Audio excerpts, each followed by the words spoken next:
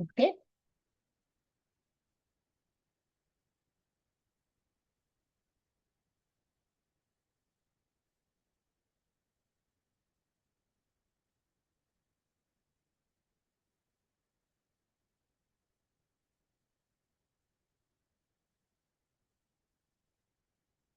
Well, well, welcome to let everybody get dialed in. Thank you for joining us today.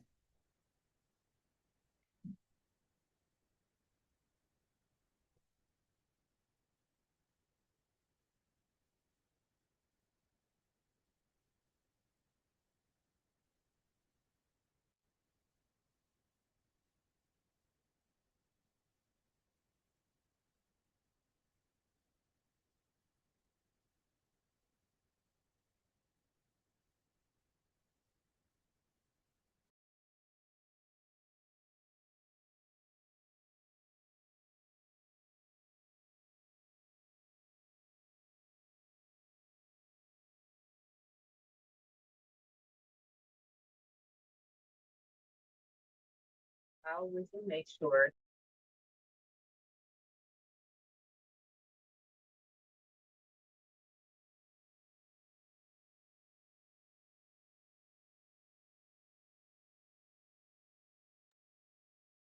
And we're going to give it another minute before we get started.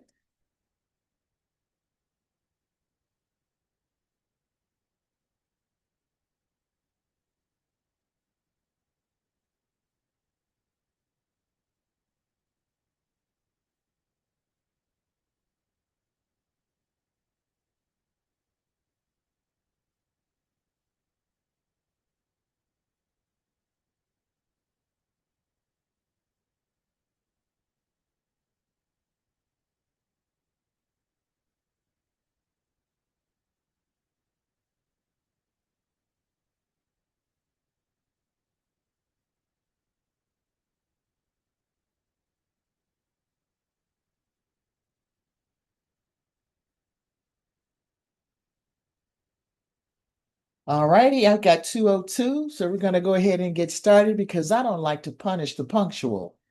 Good afternoon. My name is Angela Gibson Shaw. I have the pleasure of serving as the president of the Greater Los Angeles African American Chamber of Commerce, better known as GLAAACC, and welcome to a very special GLAAACC Women's History Month webinar. I'm so glad that we're able to end this beautiful month of our celebration with a real conversation that we're going to have today with our attendees. As we get started, please feel free to do some virtual networking and put your name, company name, and contact information in the chat box. You know, we're always looking for each other. They may need what you have. Put it out there in the universe, what you have to offer. And as we go along throughout this conversation, feel free to put your aha or amen moments in the chat as well. And that's also going to be where you put your questions. And so you'll put your questions as we move along. We'll stop and take some questions and give some answers. And let's leave our chat box open for today's conversation. If you've got some personal things you need to say, you saw somebody enter the room, hey girl, call me, I'm looking for you, or whatever. Put those in the direct message so y'all can catch up later. But today, this conversation, permission slip, you know, we know about permission slips. We either going to church or we're going to therapy. No, I'm just kidding. One or the other. Today's conversation. So today we're going to be talking about permission. The full topic and name of this conversation is the permission slip to thrive. And so let me just put a little context to this. You know, the back in the early days when we were children, many of us were taught to be well behaved and watch your tone. That plants the seed that you should check in before you act, right? Then in school, did you know that Black females are disciplined more than other children in school? And that's usually for us for speaking out. So, right, what is that permission? Better to ask first. And then in the workplace, sometimes our ideas and questions and comments get overlooked. We are second guessed. And that's where permission slips really gets reinforced. So, you know, us Black women, we live loud and proud. And sometimes it seems as though we need to check in or get permission. Hence the name of this conversation that we're having today.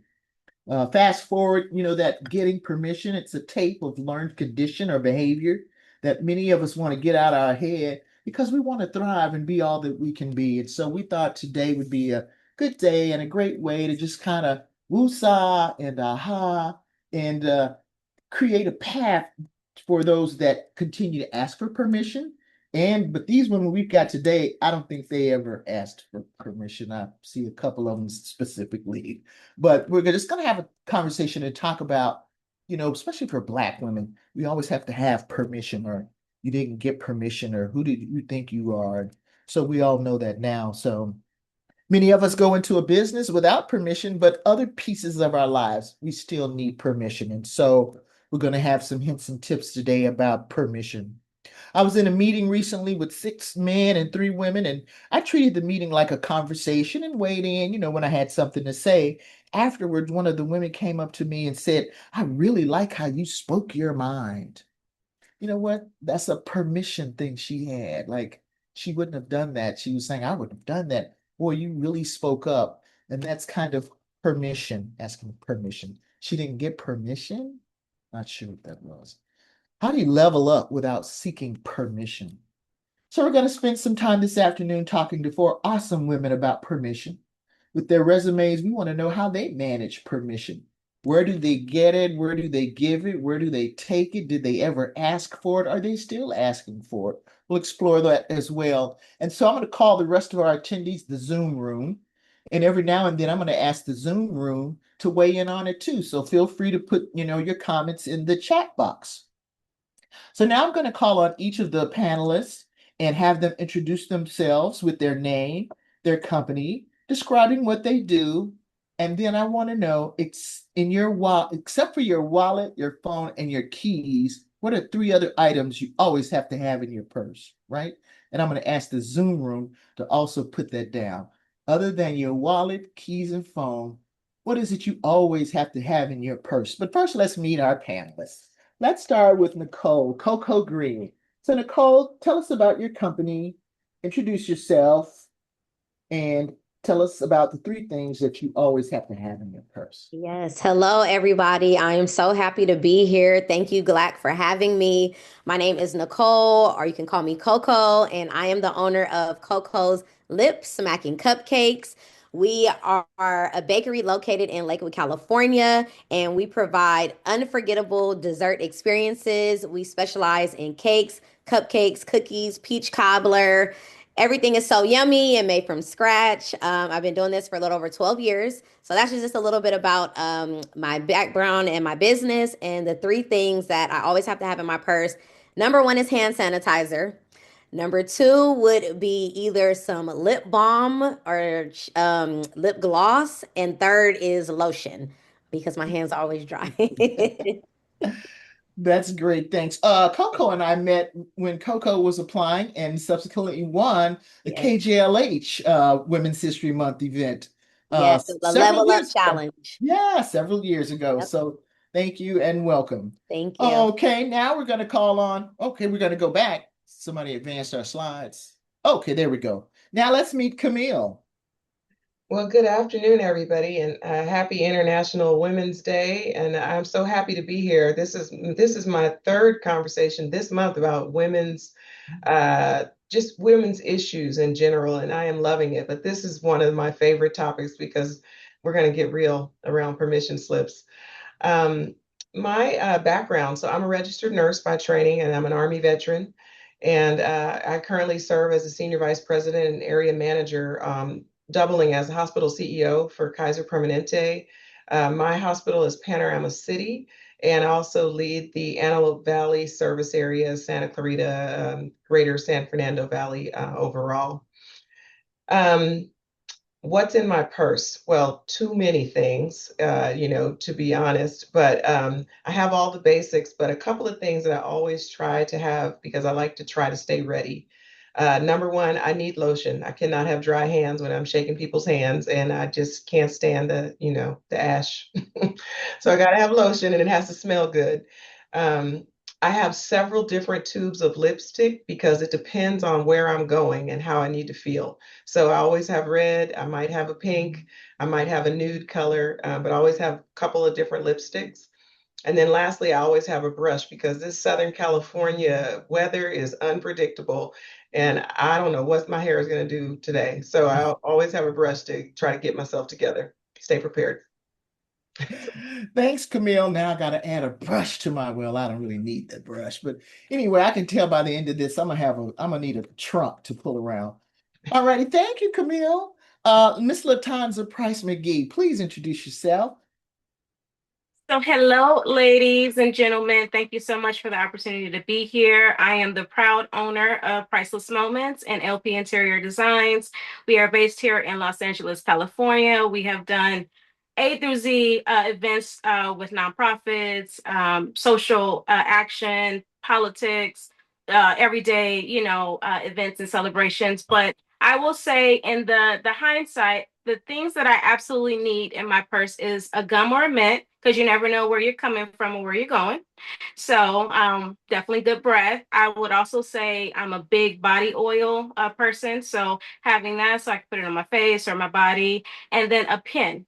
There's plenty of places I go and there are never pens or you don't know where the pens, go or lead. So I always have to have a pen just in case if I need to write down something or give someone a pen, which happens very often. Very good, thank you. Okay, and Miss Keisha Washington, please introduce yourself. Good afternoon, everyone. My name is Keisha Washington. I am head of community investment at the Los Angeles Department of Water and Power. What's in my purse? A scrunchie, because I could never figure out what I'm doing with my hair. And sometimes I'll wear it up, but when you get in the car and it's too tight, I let it fall down. But I have to have the scrunchie either in my purse or on my wrist so I could pull the hair back. I have horrible allergies, so I always have some kind of tissue, toilet paper, something, just to make sure my nose is okay. And finally, like others, I don't wear makeup, but I do wear lip balm or lip gloss. I am in love with Rihanna's Fenty, so I start with that. All right, very good. And I see the Zoom room is putting in the chat with things they have to have in their purse. And I'm always changing purses. And so, I've always got to make sure I've got all these things. And now my purse has a purse, and I've got little bags, and my bags have bags. And so, one of the things I always have to have are sunglasses. Actually have several pair in my purse at any given moment. So, I wonder what that says about us. You know what? We'll get into that later too, maybe. So great, and thank you, and welcome all of the panelists. And so, Keisha, I'd like to start with you. Describe the aha moment when you stopped asking for permission. I was very blessed to have the opportunity to work with Antonio Villaraigosa years ago.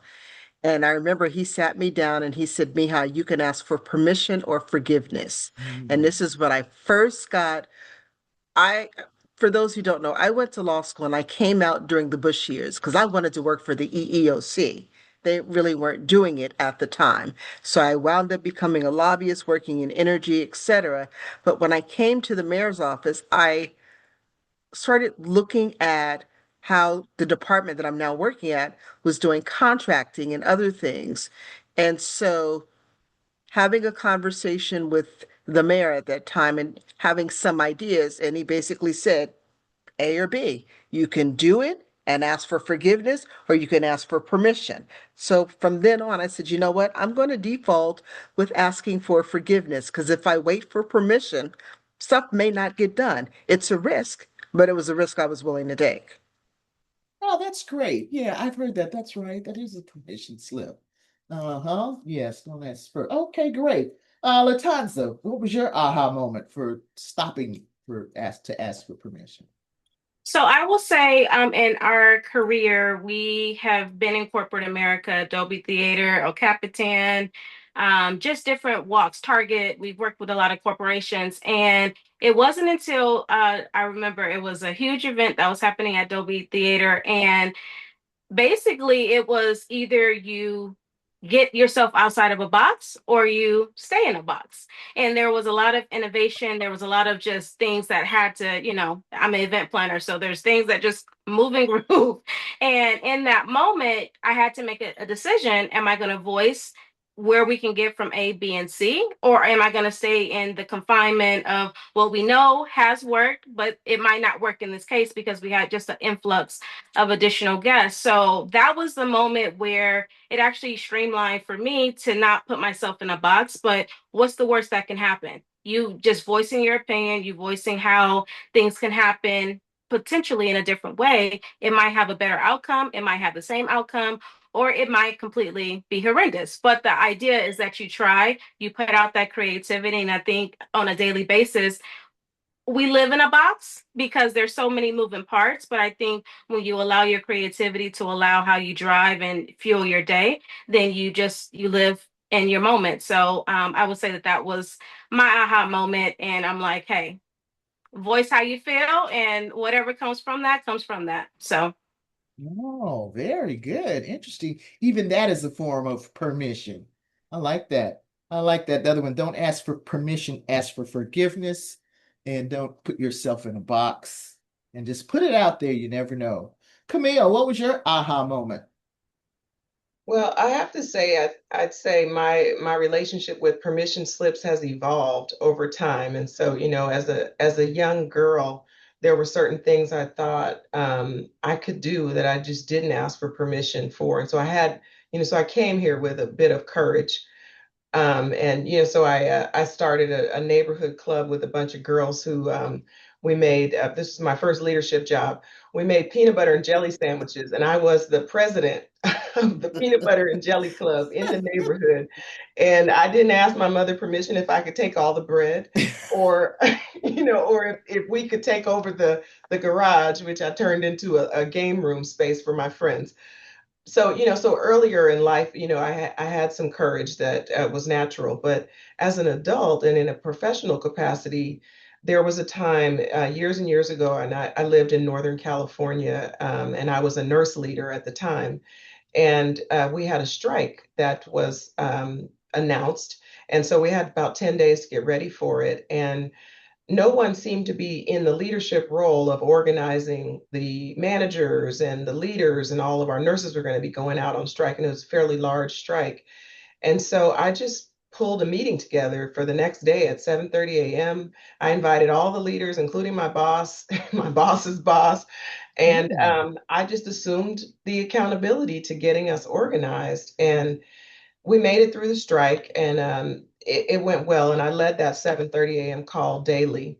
And at the end of it, my boss at the time said, "Who told you to take that role on? How did you get that assignment?" And I said, "I guess no one told me to take that role on, but I saw a gap and I knew it needed to be filled, and no one stopped me. So I figured I was doing okay." And she thanked me for it. And she said, "I've never seen that kind of courage um, in a situation like this. That's an emergency, and you just stepped right in." And so it was a lesson for me in realizing that sometimes you don't need the permission, you just need the courage. And if no one says stop going, then it's your space to own. So, that was a pivotal moment for me. very good. Yeah, I like that. You just did it and took it and didn't even think about permission, right? Nope. Yeah, and but then sometimes the system will stop and ask you where did you get the permission? Yeah. Yeah. But it's Yeah. too late at that point. Yes. It was. Okay. Very good. Coco, what was your aha moment to stop asking for permission? So, if I am being completely honest, I never really asked for permission. My mindset has always been to just do it. And I say that till this day. I've been saying it since day one. When I even thought about starting my business, I didn't really ask anyone. I more so was kind of telling people, I think I'm going to just start baking. I think I'm going to bake from scratch. I think I'm going to teach myself. And then I just started doing it and just learning along the way.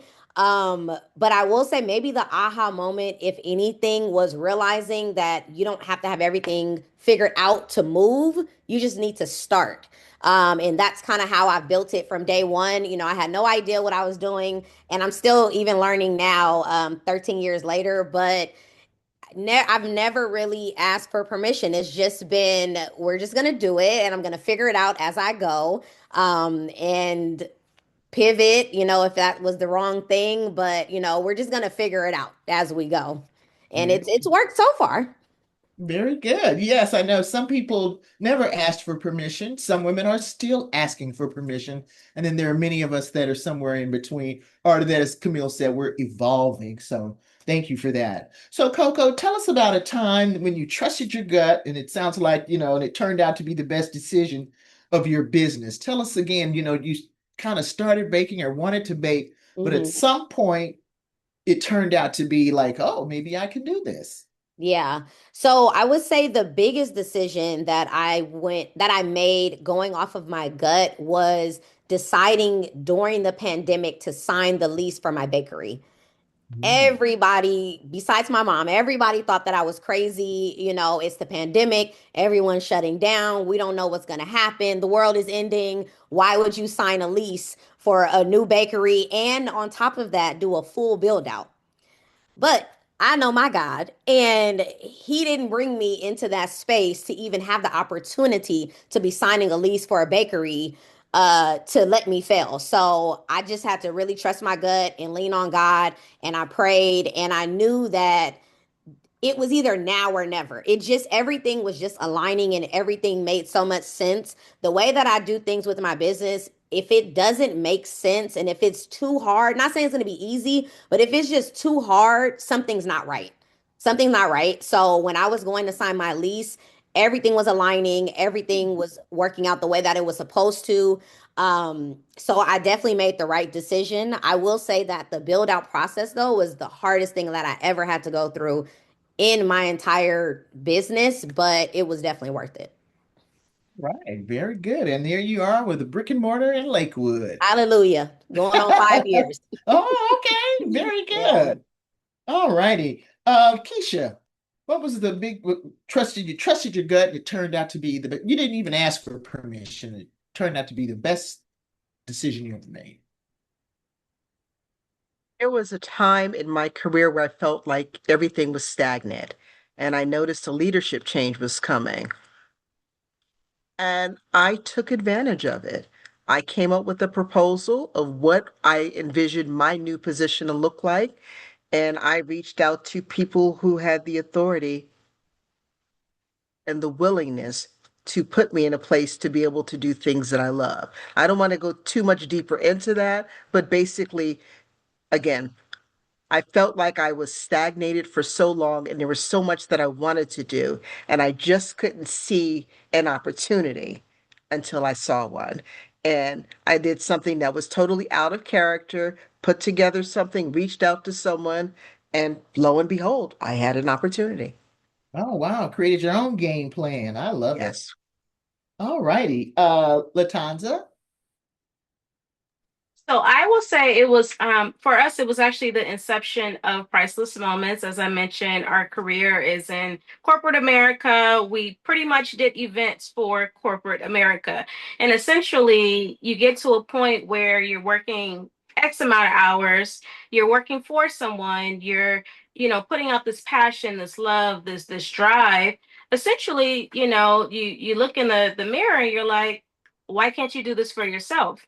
And that is essentially what happened. I have always been a person that, like I said, thinks outside the box, tries to give a different edge, a different kind of innovation to anything that I touch or I'm a part of.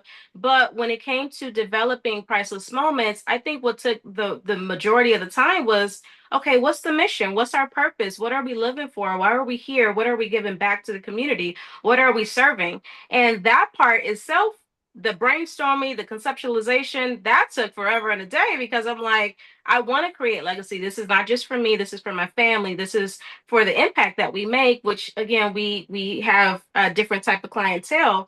And with that, I will say everything fell in divine order in terms of how to run the business, how to, get licensure, how to, develop your social media, your platform. And the beautiful thing is we always consider ourselves just a social butterfly. So we have literally, got a lot of our referrals, our clientele, our reoccurring clients through word of mouth. And that is a testament to the impact and the legacy that we really created with the different corporations and agencies that we worked with prior, now that we can implement it into our business and continue that legacy that we push forward. So for me, it's really been amazing to see the transformation. We've had a lot of success very early on. We will be at our 10-year next year in January, which I'm very proud of. But as I Congratulations. say, scaling to one point, you're always thinking about, as a business owner, you're looking at 15 years, you're looking at 20 years and forward. So it's propelling us to push forward even more, but you also have to give yourself that permission to be in the moment as well and celebrate those highs as they come over time. So yes, Yeah, sounds like faith and order. Where the go, yeah, was absolutely. a pathway. Great. And Camille, other than organizing the peanut butter and jelly, no, what, tell us about the time you trusted your gut and it turned out to be the best decision of your Yeah. career. Well, I trust my gut a lot, and I bet on myself first in most situations. But probably a pivotal time. When I was 18, I went in the Army. In fact, I was 17, and it was not traditional. And my family and my friends said, "You're going to do what?" Because it didn't match my, educational journey at the time, which was college bound. And so I started my career in the Army, and no other female in my family, at least in the immediate past, had done that. And so there was just a lot of scrutiny, but I trusted myself, and it was a really good decision because I saw the world. I became a nurse. I learned about myself, and I served my country at the same time. And so it's been a wonderful springboard for me, and it was a really great lesson because it taught me that even when there are naysayers or just healthy opposition, right? Where people are looking out for your best interests and they think they know you or they think they know what's best. You have to know inside of you what's really right. And so that voice, that small voice, God and my intuition combined, have been really great in helping me figure out how to propel myself forward. And it's a version of a permission slip. The permission Mm. about the cabin in the way that I see fit. So. Very good. Interesting path. Interesting path. All righty, Naomi, I'm going to call on you to see if you can read a couple of nuggets. I saw some things passing by in the chat that I think might be helpful for everybody. Can you read a couple of them for us? Absolutely. I see that one of the Zoom room has shared Mhm. betting on yourself is the most courageous thing we can do. I also see, let's see here, create your own game plan. Mhm. That was from one of our panelists. Mhm. To take risk. Oh, yeah, that's good. That's good. Great. Okay, and that's going to lead us into our next question, panelists. Uh, it sounds like you guys weren't really waiting for permission. When did you give yourself permission, though? I mean, did you ever have to go back and forth between permission or not having permission? Camille, I'm going to start with you to answer that one. Well, I can give a recent example because I shared earlier that I'm still evolving. So I have routines, and every weekend I have certain things I do on Saturdays and certain things I do on Sundays, and some of them feel like habit and obligation sometimes. And so this past Sunday, and I've been traveling a lot internationally, and I've been doing speaking engagements and whatever, and so I'm tired. So my routine said I had certain things to do, which included church and cooking a big Sunday dinner and walking the dog, doing the laundry. There's a list.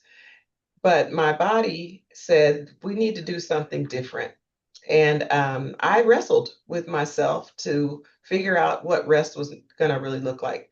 So what I ended up doing was a 5-mile hike, And I went to a place I had not gone before, and it was lovely. I took the dog, and it was challenging physically. And then I took myself to lunch.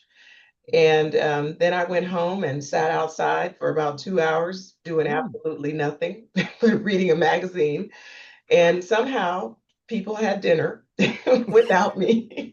And, I still had my spiritual time, but it was during the hike instead. And so what I learned was that rest takes on its own form. And it doesn't necessarily mean watching television and putting your feet up and getting a massage. It can mean something physically active. And it's whatever restores your soul. And how you feel in the end of that is the real rest. So I gave myself permission to get the kind of rest I needed, and it was great because I was recharged on Monday. So Very good. Okay, giving yourself permission. Latanza, what do you give yourself permission to do? So I would say I give myself permission to have boundaries. If any of us allow us to work 24/7, I think as the powerhouse women that we are, we will do it.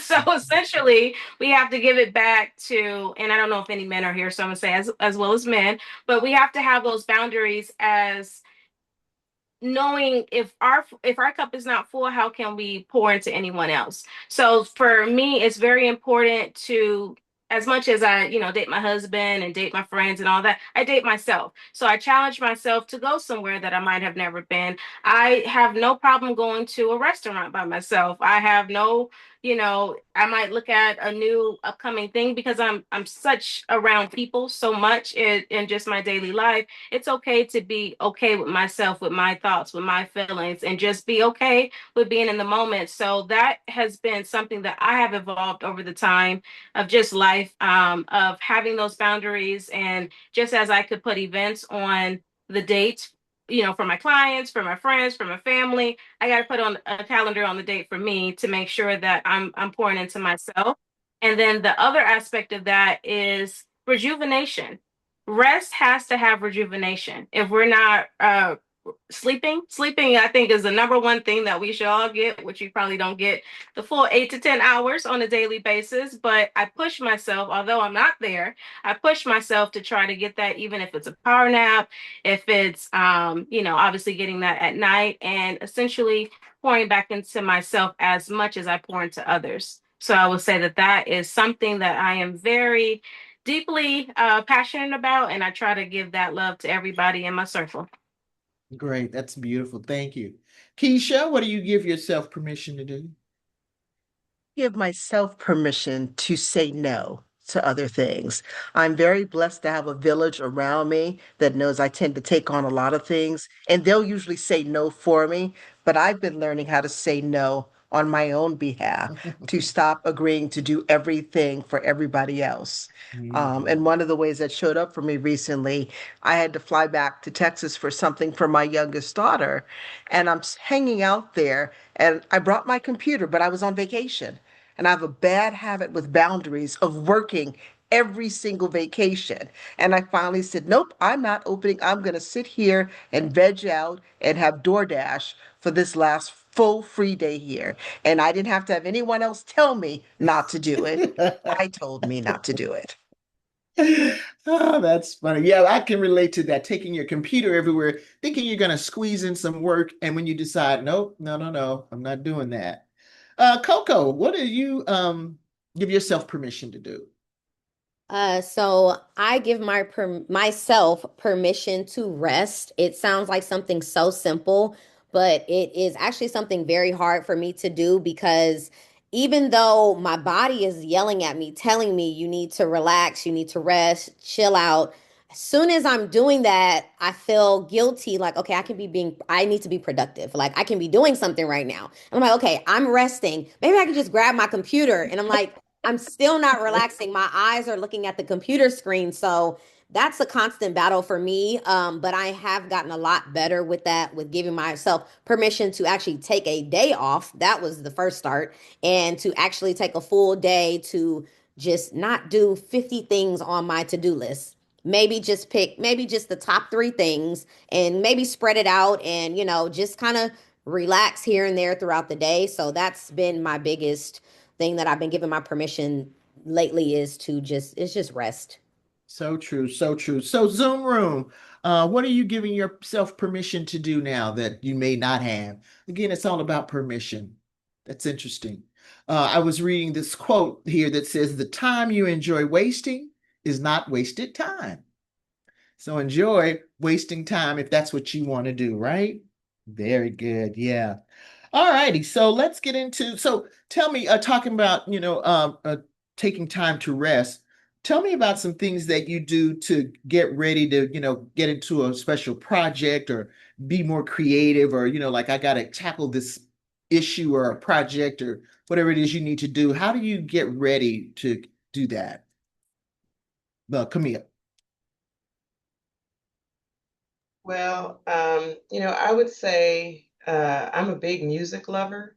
So I use, music to hype me up a little bit, depending on what it is I have to go do. Um, Fun fact, I'm currently loving T.I. He's got a new song. And so he's fun. He gets me going. I could do anything after I listen to that song. But I have some favorite girl anthems too. Lettucey is a favorite. And Music. Jill Scott, she's got some new stuff. So music, that's a good way to help me get motivated. But aside from that, I have to get in my own zone. And so I need to shut the noise out if I'm going to be really focusing on something. So I'll do a little bit of a meditation. I'm a firm believer in meditation. I give myself space for that. Um, and then I just zero in. The last thing I'll say is that prayer really helps. I have daily meditations and spiritual devotions that I do, and that really helps me get centered in what my purpose is and how I need to move forward. So I try to align my projects, my work, and everything that I do centered in that. And all three of those things get me there. Very good. Yeah, I love that music. Okay, Keisha, what are some rituals or routines that you take on when you get ready to take on a big project or you've got a big project ahead of you? Music is definitely one, but something I learned early on in my career, and I didn't realize it then, but I know now, uh, is because I have ADHD and writing for me is a task. I can edit the heck out of something that someone else starts, but if I have to start it, I almost need the pressure of the deadline being tomorrow. One of the things I learned early on in my career Mm. working for then the LACTC is I had friends, we would literally take a walk around the block and I would talk out what it was I was going to say or going to do. And now with my handy dandy little device, I use the Note app. And that helps me to get Oh, started to be able to do it. Whereas I may not be able to type it, I could speak it and then go back and edit it. oh, interesting. Oh, okay. I'm gonna have to use that one. Very good. Thank you. Okay, Coco, what do you have to, what's one of your ways that you get ready to get it going and Yes. So as Camille said, I love music as well. We're blasting music all the time in the kitchen in the bakery. So music is definitely my therapy, but I'm also very organized. So I have a to-do list that's specifically for my team, but then I also have my own separate to-do list. And then every detail always goes in my calendar. So I have the details of like a big project or big catering in numerous places, and then like say their invoice, I have that printed out. I have special details highlighted so everybody's on the same page. And then I also have a team chat with my team to I over communicate. So I just always making to make sure we're all on the same page. And then lastly is to say a good prayer to God to, just everything goes seamless. Everyone desserts come out lip smacking. The presentation is beautiful, and that they're happy. All righty, very good. I love that. I love being organized too. Yeah. All right, Naomi, I saw some Zoom room chiming in on what they needed to do to get ready for a big project. What did you see down there? I'm seeing that we can now use AI to help us get organized. Mhm. Um, let's see else. Pray to God for what we need to do to get ready, make to-do list for what we need to do to get ready. And that's what I see for now. Okay, very good. Thank you. All right. Okay, let's start with you, Coco. What's one area where women should stop asking for permission immediately that you've seen? Coco. Yes. Ooh, that's a tough one because I feel like there's so many areas that women specifically should stop asking for permission. But I will more so generalize it and say if it's someone that's not doing what you're doing, they haven't walked a day in your shoes, and they are just outside opinions, do not ask them for any type of permission about anything that you're doing on your journey, because in my opinion they have nothing for you. It's just 2 cents and you can take that with a grain of salt. But I would say just do it. I just really say just do it for everything. Just do it. And as the other lady said, ask for forgiveness and not for permission, Mhm. because that'll get you a lot further, because the no's might discourage a lot of people. And just because you hear that one no doesn't mean you're going to continue to hear no's. Yeah, I like that. Okay, Camille, what's one area where women should stop asking for permission? Well, I really love what Coco said, and I'm a subscriber, Coco, to the Just Do It campaign also. But I think we need to stop asking for permission to think different thoughts. Mhm. The thoughts that you have, the ideas that you have, the uniqueness about the way things are shaping up in your own mind is not wrong. And just because the rest of the room doesn't see what you see, or think about the strategy the way you're thinking about it, that doesn't make it wrong. And so I think we stop asking for permission to have diverse thoughts because it's our job. And I think we're already doing this. We're moving a lot of things forward. And somebody else said it on the panel talking about impact. We are making impact as women in particular. And this is our moment. I really feel that it's our moment right now. So stop asking people if you're thinking correctly. You are. You just need to keep on thinking that way. And then you take Coco's philosophy of then just do it. So Yeah, just stop thinking. Right. All right, Latanza, what's something that women should stop asking for permission for? So I am actually going to echo Coco and Camille. I'm going to say that as long as you lead with intention, and hopefully that's in a positive way, I think that you could express whatever you might have. I feel like the beauty of us individually is that we all have different perspectives, we all have different thoughts, we have different views on things. And I think when that is limited, which it can be if we allow it, then everybody is not seen, they're not heard, they're not valued. So I will say that if people continue to lead with intention, and hopefully it's from the heart and it's in the best intent, then essentially, we're gonna disagree to agree. But as long as everybody's heard and valued and cherished, then I feel like that's what keeps the world going. That's what keeps new ideas, innovation, and onward and upward. So I think that that is definitely a highlight that I would encourage everybody to do, as well as myself. Great. Keisha, what's one area where you think women should stop asking for permission to do? So I'm going to take it personal, and I'm going to suggest that we should stop asking for permission from anyone to love ourselves fully as we are right now, Mhm. warts and all. Mm. Yes, yes, very good. And no more needs to be said about that, huh? So, Keisha, tell me a little bit more about your habits or how you prepare yourself. Again, it's all about preparation, overcoming permission. Uh, how do you trust your own instincts? What little spidey senses, or what do you do, or to trust yourself fully? I trust myself fully in part because I have prepared to be where I am.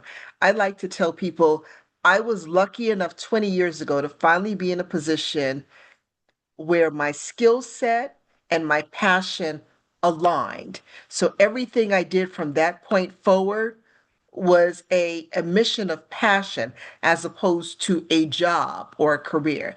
I do what I do now because I enjoy it, I love it, and I'm prepared for it. I took the time to do all of those things, to do the education, the extra reading, and everything else, because for me, this is a passion. And I would suggest if you ever have the opportunity to pursue your passion and get paid for it, do that. Those of us who are blessed enough to be able to do that, it's a freeing kind of Mm. living as opposed to punching a clock. And I watch other people, even at my job, they're so concerned about, okay, I'm going to do this position for 6 months of the year, then I'm going to promote to this, I'm going to promote to that. I'm happy where I am. I like what I do, and I like those around me. And I tell my team, this may not be the career for you. I'm going to help you move on. I'm not taking another test, doing nothing else because I like what I'm doing. And that brings me joy. She's not taking another test. I know that's right. I love that. That's great. That is very liberating, isn't it? When you are fully at peace with it. Yes. Okay, Latanza, talk to us about your habit or practice that helps you move forward in what it is that you've got to do. So I will say that I'm a futurist. So as much as I pride myself on being in the moment, I always like to plan and prepare and Mm. scale. So I think projection is what you make it. Of course, everything is in divine order, but when you're aiming towards accomplishing milestones, checking things off, and you seeing it happen in full flesh, I think that that is very, like we said, liberating. Is very empowering. Is very um, it's the intrinsic reward that you can't get from anywhere else, especially when, Priceless Moments, we birthed it from start to finish. So seeing every aspect of it is a beautiful thing. I will also say with that is the trajectory, right? So again, I don't even know how I do half the things I do on a daily basis, being a mom, a wife, a businesswoman, but essentially I get it done. And I will say, although they are very long, they're very taxing, they're very um drawn out days, it does not feel like work when it's coming from the heart. It's a passion behind it. So I would say that's how we lead, and that's how we will continue to expand. All right, very good. Camille, what habits or special things that you do to help you get ready for a big job or event or Well, I think two things. One, vision is so important. I visualize how I want things to go, and then I plan accordingly. But I never lose sight or the ability to really have a big vision for the small things in my life, but also the big things when I'm trying to execute on something, and give myself room to see it fully, and in a big way. And then the second thing is, none of us gets to this point alone. And so creating a sense of community, is a habit that I have. And I like to call some of my friends my board of directors, where, I have folks to be sounding boards for me, but also come along on the journey. And I'm selective in who I choose to be on the journey with me, but I surround myself in professional settings and personal settings with various boards of directors, we'll say, to elevate me, but elevate them also. And so, that's a habit that I have, that I have found it really helps up and coming leaders, but it also helps enrich me as well. And usually, when they're enlisted, I like to say people support what they help create. Mm. And so, if I can have more people supporting whatever it is I'm trying to do, we all win. Oh, that's great. You have a vision and a board of directors. I like that. I've heard that too before. All right, Coco, what habits or practices do you take on when you're trying to tackle a big job? Um, Definitely the number one is still going to be just staying organized and over communicating with my team. But also, I treat my team truly like we are a team. So, it's not just me dictatorship. I like to get their opinions and their outlooks on even small orders. I'll get their opinions. It's really like a team effort. And it goes a long way. So I do the same thing when it comes to catering and events. They may not be out there with me in the field actually doing it, but we're behind the scenes together. And, we'll come up with different recipes, or how do you think this will look with this person's theme? So, as Camille said, people are really invested when they feel like, they're helping grow the business, and they're really invested in it a lot more when you have them involved and you make them feel like, their opinion matters, which it truly does. So that's a habit that I like to keep, just keep my team engaged and keep them involved and keep them in the loop, because they get really excited, especially when they see the finished product. And, I'll show them pictures and things, of how the event went, or how they love to show me the cake, the finished product that they made on their own. So I like to keep up that environment for everybody, and that's a habit that I started with, and I just want to grow on that. Great. Okay, well, clearly you women don't need permission, but still some women do are still looking for permission in various aspects of their lives.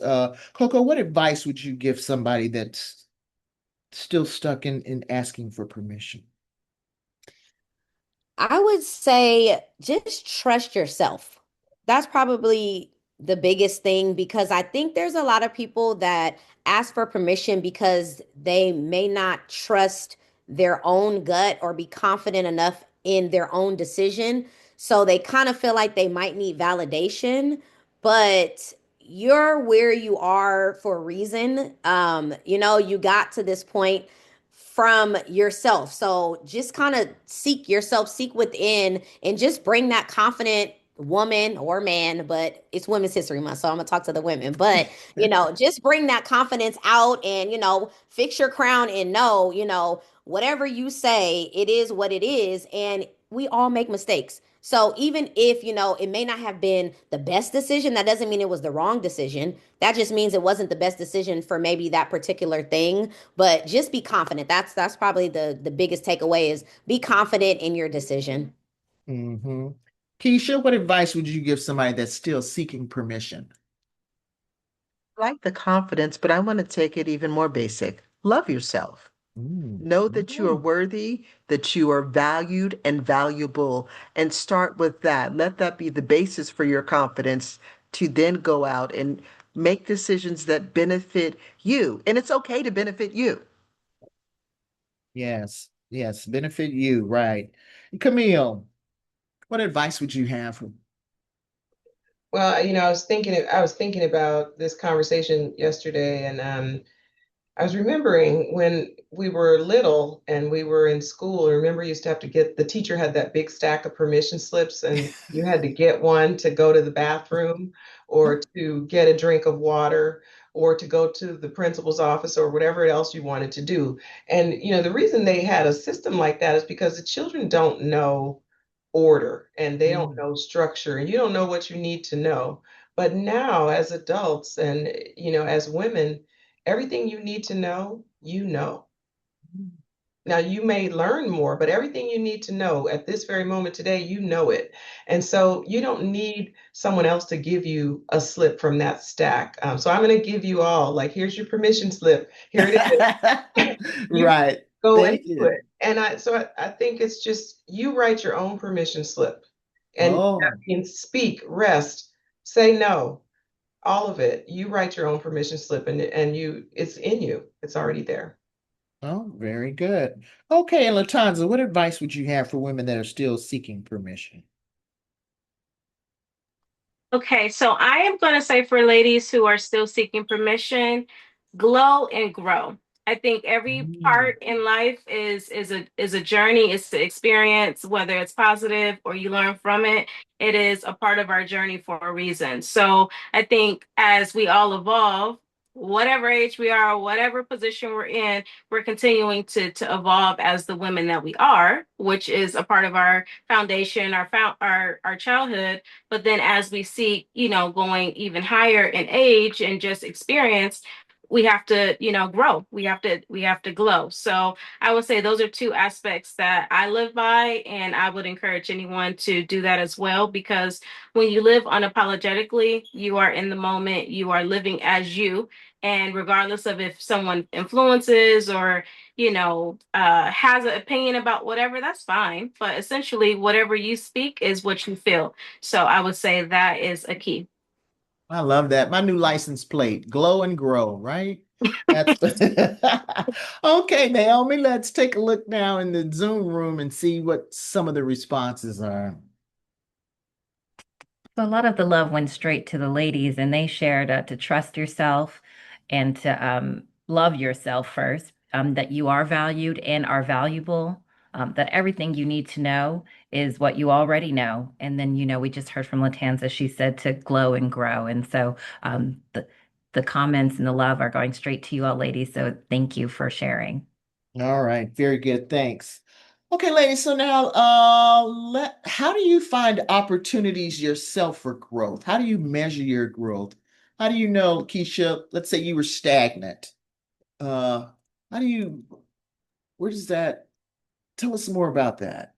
Being stagnant and deciding you needed to grow. What were you feeling before well, you're feeling stagnant, but something Was else. feeling stagnant, but I was also, and you really shouldn't judge yourself compared to others, but we all do. And I was looking around at others, and I've had this several points throughout my whole life, comparing myself to those who probably look diametrically opposite of me, but seeming to get more than I ever had, and being a little bit frustrated. On more than one. And I've had several experiences, for example, um, watching quote unquote average Joe, average John get promoted up, failing forward. Mm-hmm. I didn't have that opportunity.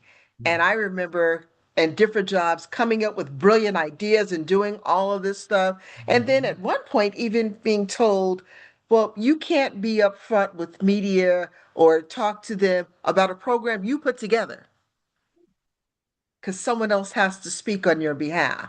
So I think for me, it was watching that happen one time too many and deciding enough really is enough. And I'm an avid reader, probably read way too many romance stories or stories where Black women win at the end. So I'm like, I want to win. So how do I help create that story for me? Where do I get those pieces from? How do I prayer without work or faith without work it's nothing. You have to have both parts. I have the faith, but I've got to do the work. And so it's incumbent upon me to do that work, to study, to make those connections, to step outside of my comfort zone if I want to have the life that I want. Otherwise, I'm accepting what the world is giving me, and I've got no one to blame but me.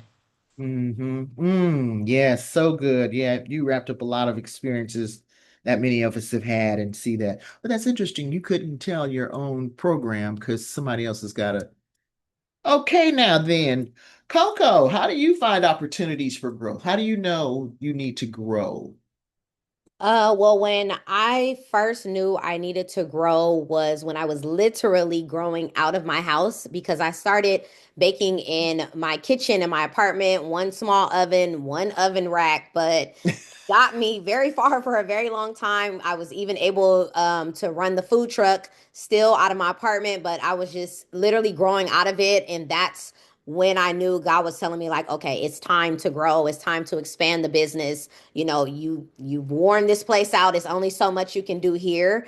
And that's when I knew it was time to grow into the brick and mortar space.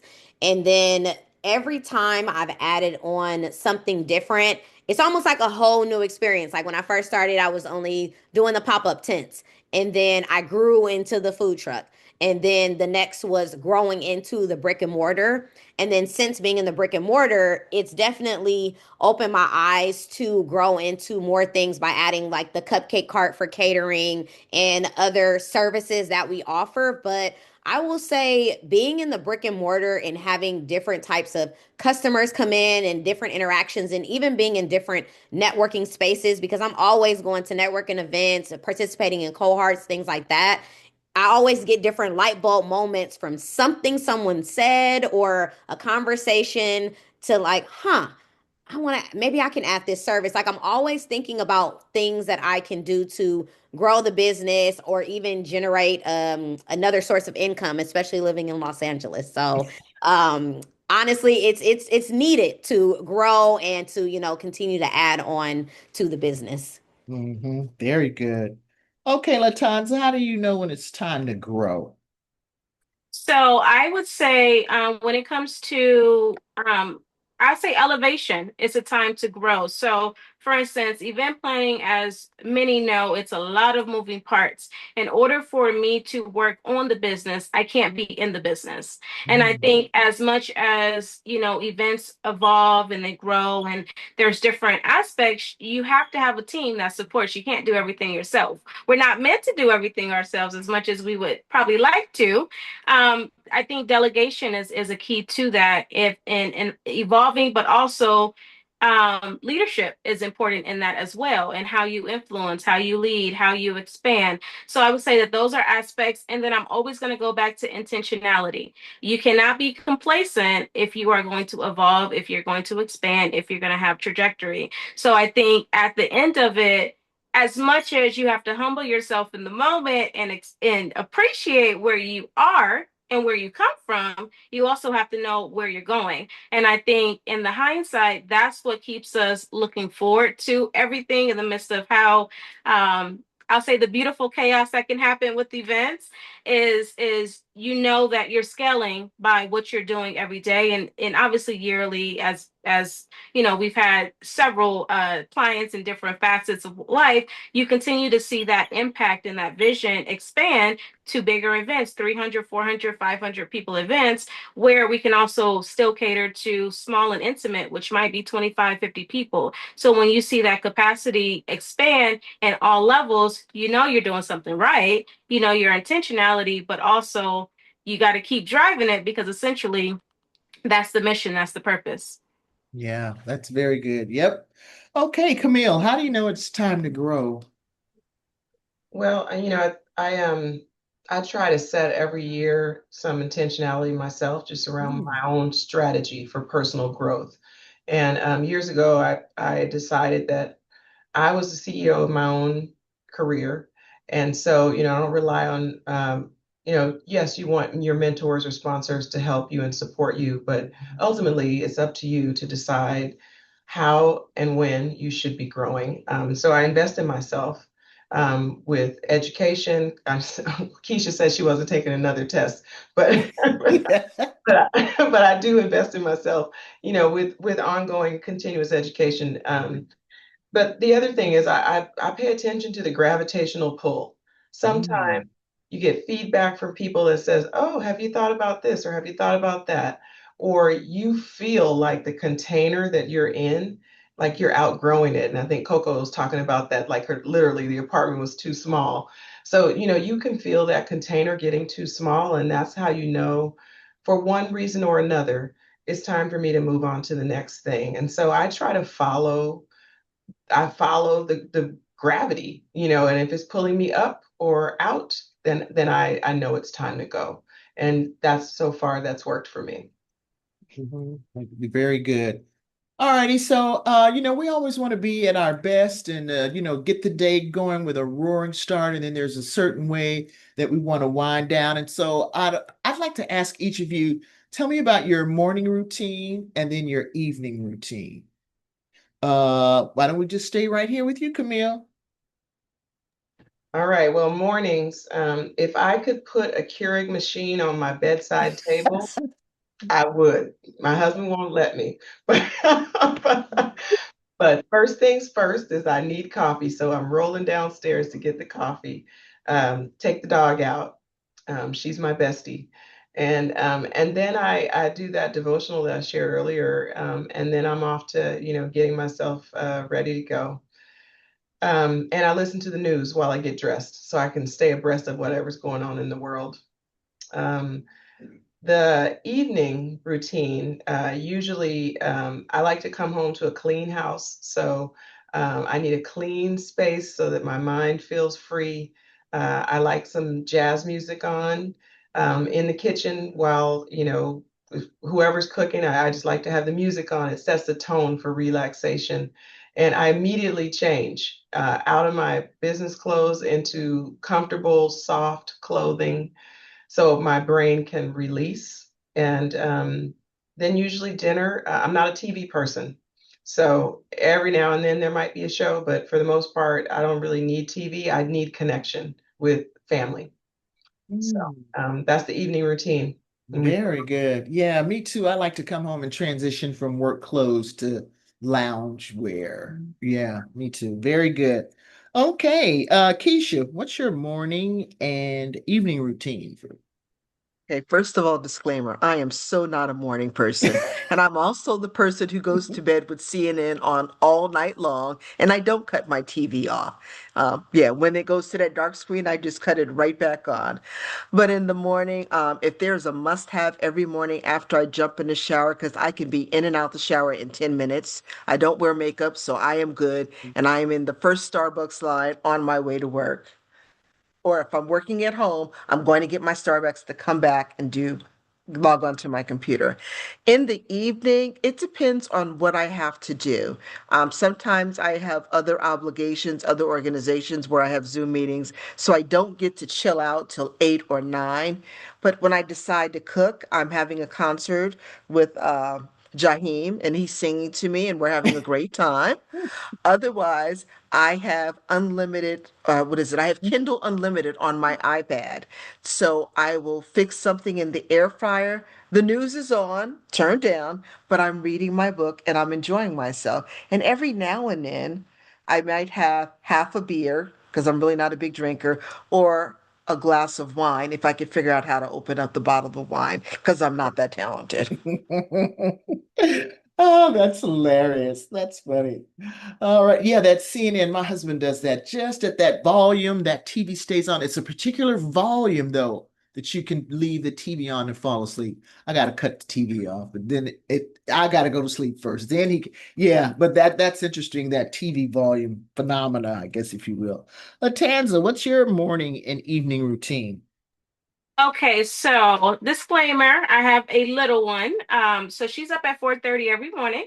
Oh. So just because she's up that early does not mean that mommy is up, but she is up. So with that, usually I'll say about 7 o'clock I'm on my second cup of coffee, which is an absolute must. I try to make sure that I'm showered and prep for the day at least by 8, and then I'm pretty much into my full day. I would say night is a little bit more breather for us. So I would say before I come home, I make sure I take at least 20 to 30 minutes and I sit in the car. So whatever I experience from that day, good, bad, ugly, I make sure that I do not bring that into my home. So I make sure I collect my thoughts, I reset, and then when I come in, it is going to, of course, be dinner, family time. I would also say that I love candles. So I always make sure that a candle is lit in our bathroom area, which I'm very big on changing clothes when I come in the house as well, so that I can reset my tone for the household. But those are, yeah, my nighttime routine. I will also say my skincare routine. I am a big person of moisturizing, exfoliating, all of the above. So I make sure I'm the person that has The the little mask, high little I'll say eucalyptus, but the the gels. cucumbers and the Yeah. whole mask and everything like that. I'm very huge on it. So that is my little bit of relaxation on a daily basis.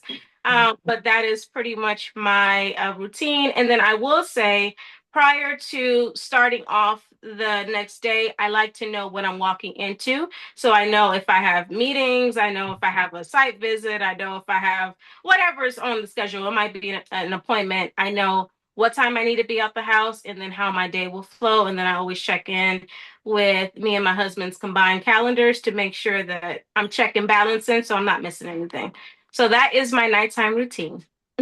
Very good with that little one, right? So I think those are really wonderful tips for success, are those morning and evening routines. However it is interpreted for us, we each need one. But I just didn't know that so many people sat in the car before they went into the house. I didn't know that. I jump out, I go, okay, that's interesting. I'm gonna try that. Sit in the car for a minute and woosah. Is that what we're doing? We kind of okay. Very good. Thank you so much, ladies. Before we have our final comments from each of you, see, sit in the car. Arnetta, you sit in the car. I didn't know. I didn't sit. Anyway, are there any questions for our panelists that you guys want to ask them? If so, I'm gonna redo my setting and look at the gallery. And if you guys by show of hands, any questions? I know, wasn't this wonderful? Let's give them a round of applause. This was so great. Send them some love. It was a pleasure re-meeting and meeting you all again in another way, all of our panelists. And so I'm going to end and ask you to make any final comments or suggestions or whatever you'd like to say as we end our Women's History Month by talking about the permission slip. Keisha, I'm going to let you take us out with your comments, and then we'll just go back around to each person. If I was to have a theme song, it would be Oh, Jill Scott's Pressure going forward and mm. reminding myself, and I would remind all of you, I cannot say it enough, love you right now as you are. You are perfect as you are right now. You don't need to lose a pound, gain a pound, dye the gray. You are wonderfully made. Very good. I like this. This is authentic. Okay, thank you, darling. Coco, what words Yes. of wisdom can you leave us with? So mine would be to stop overthinking, to trust yourself. Um, just do it. I'm gonna keep on saying just do it, so you guys will never forget that. And just know that you'll figure it out as you go. Just trust your gut, trust yourself, have confidence, and stay prayed up. There you go. All right. Camille? Well, I learned so much. Like I can't wait to try the car reset today. But I think my main message is the permission is not in the room that you're in. It never was. The permission is within you. And if you do what Keisha said, love yourself, and what Coco said, just do it. You'll realize that permission is an internal job. And if you can look within and believe in yourself, um, that's all the permission you need. Very good. Okay, Latanza. So I am going to say on that note, with trusting yourself and loving yourself, I'm going to say lead with love and live in the moment daily. I think if we all did that a little bit more, it would make life seem a little less chaotic on a daily basis. So I educate and I want to encourage everybody to do that. Great, thank you. Well, ladies, again, thank you so much for helping us explore and expand permission slips. And Camille gave us all permission slips already, so we can take them around and wave them whenever we're challenged or if somebody thinks that they can talk about our program better than we can. I have a permission slip. Yeah, so just wave that in the air. Very good. Okay, so this was really nice. Great woosah, right? An opportunity to exhale. And so now to take us out, I'm going to turn the program over to Jessica Davis, and she's going to tell us about some upcoming GLAAACC events. Thank you so much. Thank you everyone who joined us today. A special thank you to our speakers. Truly, this has been profound. And my car sit today will be downloading all of the amazing comments and nuggets of wisdom that you guys have shared, truly, because I've really heard some really important things. That permission slip, the permission is within you. I think that's just the most profound, like, have that confidence. But the permission, it was never external. It's internal. You have it already. So own it and, go with God, and you've got this. So I really appreciate you guys. And I hope that everyone, that hears today really heard this and took this to heart and take all those nuggets and have your car sit and just start applying that to your life first thing in the morning with your Starbucks coffee. But we also want to say, on top of that, we try and put out as many events as we can that are really meaningful, and we want to curate them and make them important and special to our members. And so I hope that this event did that. We have some really upcoming events that include our gala. That is our big premier event. That is April 17th at the JW Marriott. Please join us. Tickets are online. If you have any questions, call or email us. We're so excited to have you guys. We've been working really hard for this event. We are going to have Congresswoman Maxine Waters in the house, as well as Mayor Karen Bass. This is the room that you want to be in. If you want to set yourself up, give yourself permission to come and attend this to set your year up for the whole rest of the quarters. We also have member meetup. I see the date is wrong, but our member meetup, Naomi, correct me if I'm wrong, I believe it's April 28th. It's going to be on the 21st. It is the 21st, April 21st. And it's a virtual Zoom, 4 to 5 p.m. And that's a great one to come and hear about some of our members' businesses. If you want to share, reach out to Naomi and let her know that you want to be a presenter. We like to just hear from some of the businesses. It's a great way to do B2B and to know who is in the chamber that you either want to work with or you want to, frequent their business because they might have something that you really love. As always, GLAAACC is the premier African American Chamber of Commerce. These benefits for you as our members include networking opportunities, access to capital, expanding your business domestically, and GLAAACC advocating for you in policies that benefit your small business. Become a member today. If you are not a member, it's easy. You can reach out to us online or by email, give us a phone call. Again, we appreciate everyone here in this room. We give you permission to thrive today. Thank you for celebrating Women's History Month with us and closing the month out with this really amazing, important conversation. Ladies, thank you again for all of your wisdom, and we appreciate you guys. And that concludes all the messages I have for today. All righty. Thank you, Jessica. And again, thank you to our panelists. And now I'm over here taking a moment to read some of the comments.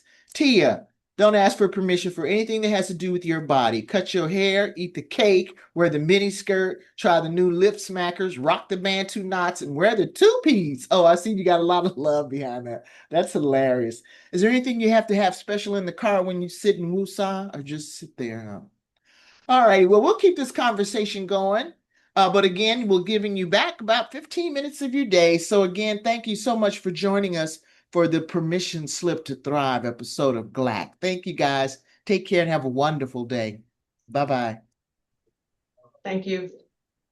Thank you. Bye. Thank you. Thank you.